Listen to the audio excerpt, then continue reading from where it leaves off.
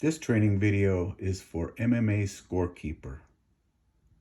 It is the scorekeeper's responsibility to collect the scores from the judges from each round, transfer them onto the master scorecard, and get that score to the ring announcer. As you can see, the judges' scorecards are color coordinated, red, white, and blue. Corresponds directly to the master score sheet. In this first round, Judge 1 scored 10-9 to the red corner. Judge 2 was the same. Judge 3 was the same. Those scores are up here on the first row. Round 1, 10-9, 10-9, 10-9. As you can see, this was a 3-round fight. At the end of the fight, the master scorekeeper tabulated the results, and the first judge scored a 29-28 red corner. Second judge scored a 29-28 red corner. And the third judge gave all 3 rounds to the red corner for a 30-27.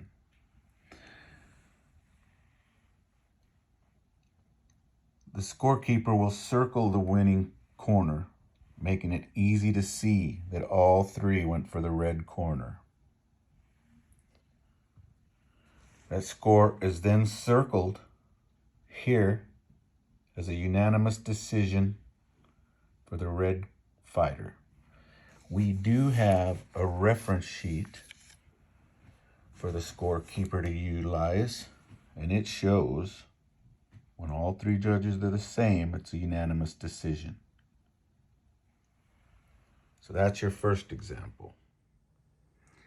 The scorekeeper, judges, and referee should all know this information in that order of responsibility, because it's the scorekeeper's final score that's going to be issued to the commission and the ring announcer. The next example shows Judge 1 scoring a 29-28 for the red corner. Judge 2 was 29-28 for the blue corner. And Judge 3 was 29-28 for the red corner. In this case, you have 2 judges that are the same, one that's different. So this is a split decision. Score goes down here to the bottom. You've got all 3 corners. Got the winners circled. Red, red, blue. It's a split decision for the red corner. Ed Jones wins that bout. In this example, Judge 1 scored 28-28 draw. Judge 2 scored 29-28 for the red corner. Judge 3 scored 29-28 for the red corner.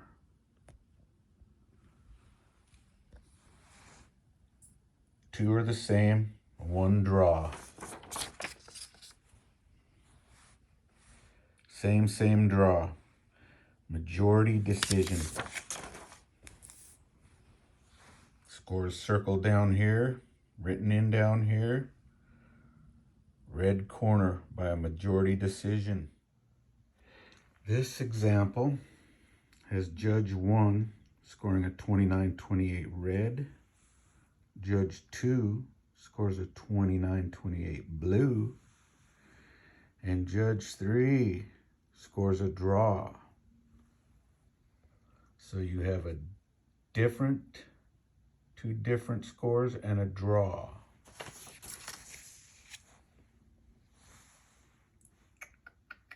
Different draw. Split draw. Nobody wins. Split draw. This example shows that the blue fighter had a point deducted by the referee due to grabbing the fence. So you have that score in round 1 transferred up here to a 10-7. So it goes from a 10-8 to a 10-7, from a 10-9 to a 9-9, and from a 10-9 to a 9-8 because of a point deduction. The final score, 30-25 red, 29-27 red, 30-26 red. All three went for the red, so it is a unanimous decision. Even with different values on the scores, they all picked the same fighter. Here's an example of a more complicated situation where the fight was stopped in the 3rd round at 4:08 in round 3 from an unintentional eye poke.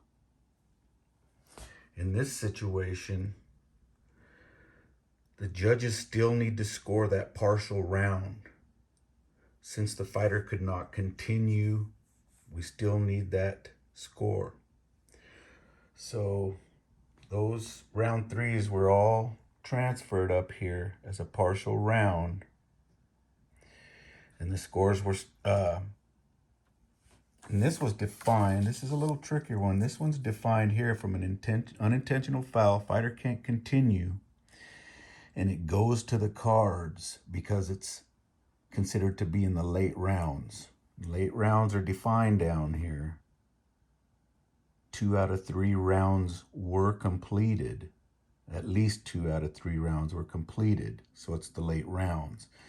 In the late rounds, unintentional foul, fighter can't continue. It's going to go to the scorecards as a technical decision. Tricky, eh? A technical decision for the red corner. One thing to note, that if this would have been in the 2nd round on the stoppage instead of the 3rd, it would have been considered a no contest. Because in that situation, unintentional foul, fighter cannot continue. Early rounds, no contest. I have, by the way, created this flow chart for the referee, and it is much easier to follow along. Unintentional, well, timeout, unintentional foul, fighter cannot continue, early rounds, no contest. This is an example of a knockout and how it's written down here for the referee, or I'm sorry, for the ring announcer to announce the score. He's going to get this information from the scorekeeper that says at 3:17 of round 2, winner by knockout from the blue corner, David Gilmore. And this is where I want to emphasize the importance of getting these bout results correct. It's always good to get the bout results correct. You want to be accurate on your decisions. But when it comes to a stoppage like a knockout, some of these that are stopped by submission, TKO, or knockout, they must be accurate because the doctors issue suspensions to the fighters based on their injuries or based on the way the fight was stopped. An example would be, you wouldn't want to put TKO down for a fighter that was knocked out because the suspension wouldn't be restrictive enough. So in this case with this 60-45, this is a knockout. So they're suspended for 60 days without fighting and 45 days without physical contact.